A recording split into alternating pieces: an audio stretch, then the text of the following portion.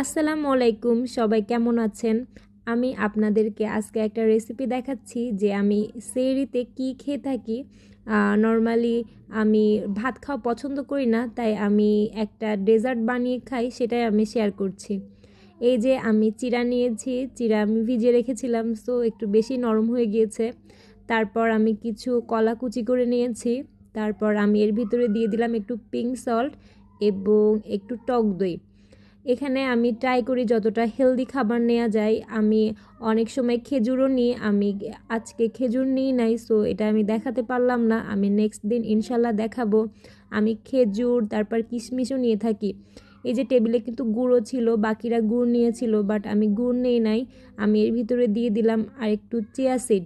Chia seed তো super food, সবাই জানে।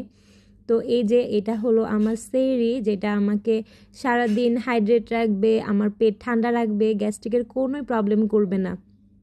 আপনারা সেহরিতে কী খান জানাতে পারেন। আর কেউ যদি এইভাবে না খেয়ে থাকেন, এইভাবে খেয়ে দেখতে পারেন, অনেক বেশি ইয়ামি লাগে। ধন্যবাদ, আল্লাহ হাফেজ।